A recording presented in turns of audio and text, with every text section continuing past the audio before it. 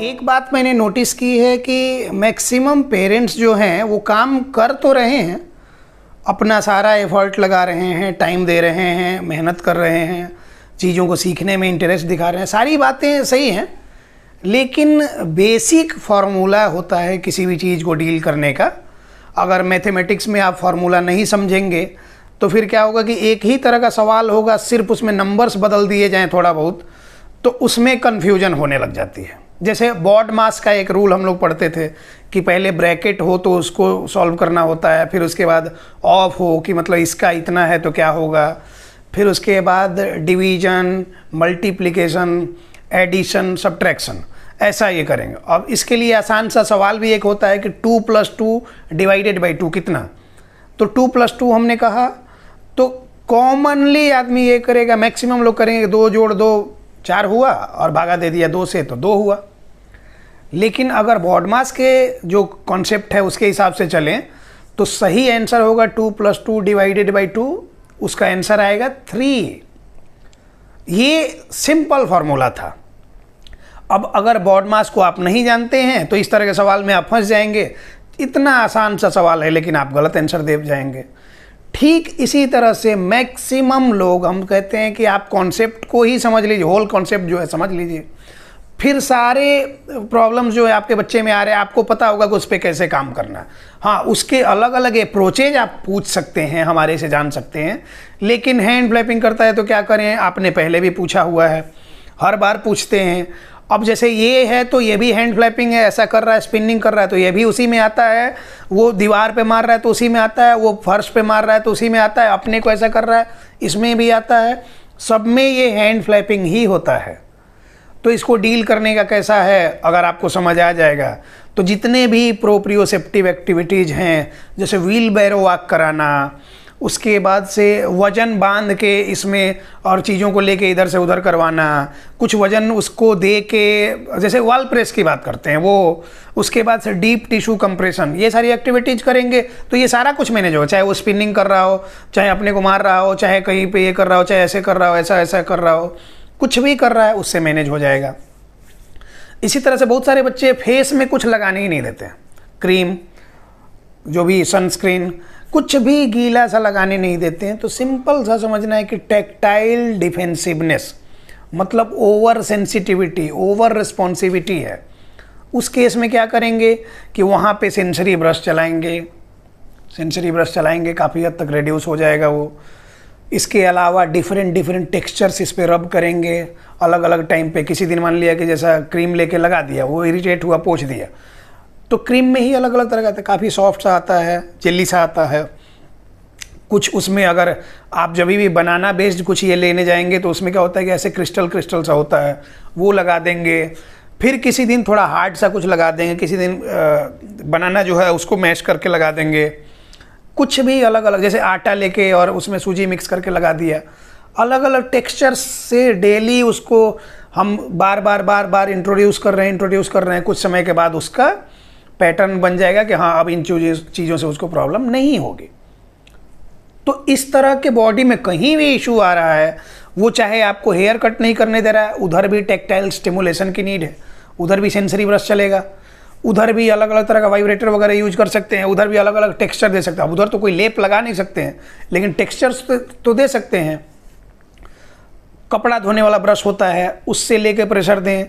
Foam, shaving foam होता है, shaving वाला ब्रश जो होता है, उससे लेके आप इधर सब लगा दें। ये टैक्टाइल स्टिमुलेशन सिंपल घर में हो जाने वाली एक्टिविटी है। इसके अलावा कभी आइस क्यूब लेकर रब करते हैं, कभी साबुन थोड़ा सा भिगा के रब कर दें, तो ये बेसिक टेक्निक्स हैं।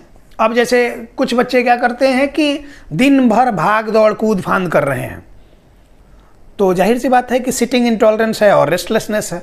इस केस में आपको क्या करना चाहिए, फोर्सफुली आप हर कुछ तो कर नहीं सकते हैं, बिठाएंगे रोने लग जाएगा, भागने लग जाएगा, आपको पूरी तरह से ये करने लग जाएगा, अपोज करने लग जाएगा, तो बार बार फोर्सफुली करेंगे, बिठाएंगे तो प्रॉब्लम हो जाएगी उसमें।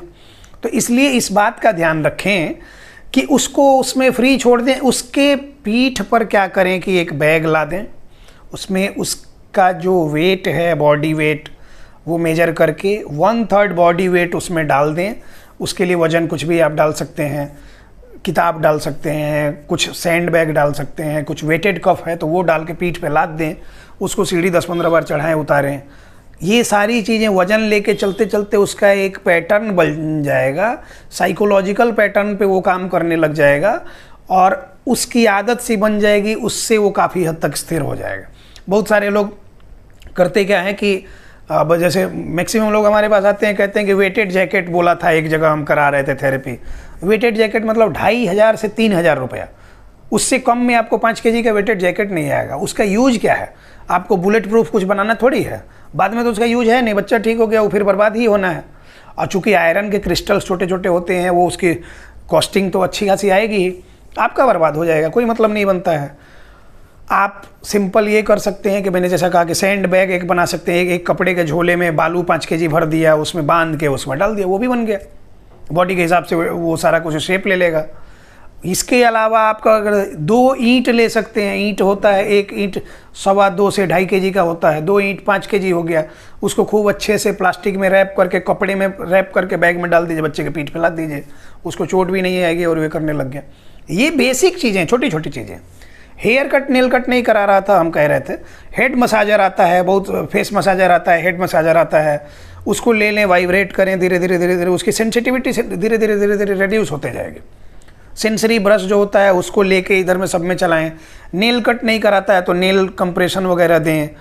तो इन सब चीज़ों से बच्चा काफ़ी हद तक स्थिर होते जाएगा और आप देखेंगे कि ये सब आप करने लग जाए तो बच्चे में काफ़ी हद तक इम्प्रूवमेंट होने लग गई, वो स्थिर होने लग गया, वो कोऑपरेट करने लग गया एक्टिविटीज़ में।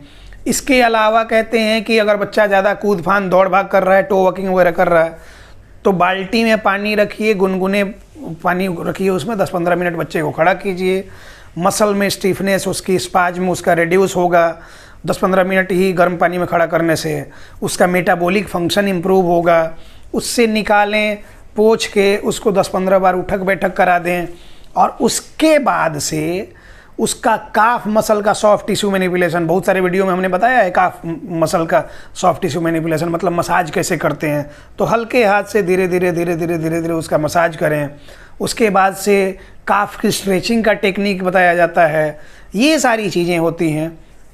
ये सब इनिशियली जब करेंगे, जब बच्चा स्थिर बैठने लग जाएगा, फोकस्ड होने लग जाएगा, तभी वो बातों को सुनेगा, समझेगा, प्रोसेस करेगा और तभी जाके उसमें कुछ इम्प्रूवमेंट दिखेगी।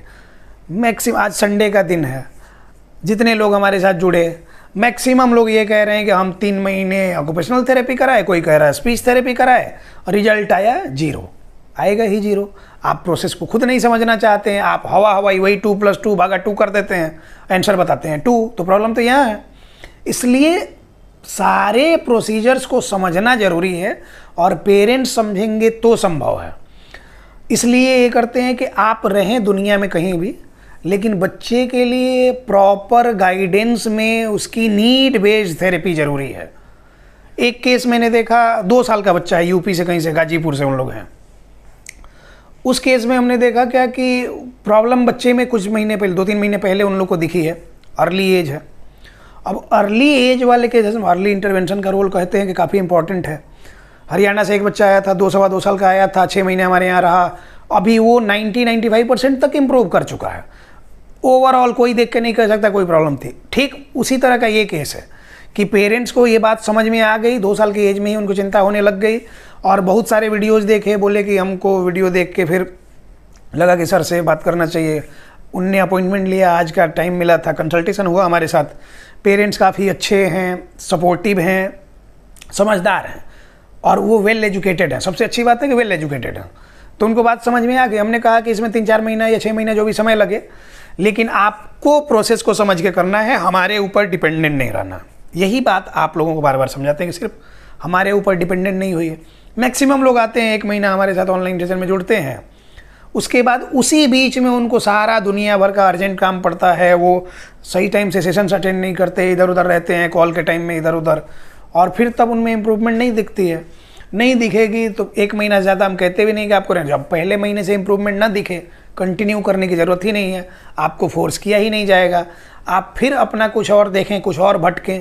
जब बच्चे के लिए 3-4 घंटे का समय नहीं निकाल सकते हैं, बच्चे के लिए समझने के लिए समय नहीं निकाल सकते कि कैसे करें हम स्टेप बाय स्टेप, तो फिर कोई फ़ायदा नहीं है।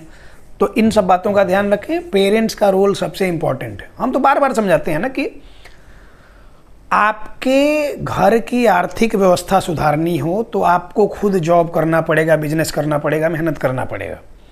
आपके रिलेटिव में भी कोई अगर सरकार में हो, वो मुख्यमंत्री हो, तो आपको ज़्यादा से ज़्यादा एक कॉन्ट्रैक्ट दिला देगा, कोई प्रोजेक्ट दिला देगा कि इसमें अच्छा खासा पैसा आप कमा सकते हैं, लेकिन आपको हर महीने का खर्च वो नहीं भेजेगा। ठीक उसी तरह की बात है कि आपको ये बच्चे को प्रॉब्लम है तो आपको कोई आपके बच्चे को ठीक करके नहीं दे देगा। आपको प्रोसीजर बताएगा, काम आपको करना पड़ेगा। इसके लिए ऑनेस्ट बनना पड़ेगा, टाइम निकालना पड़ेगा।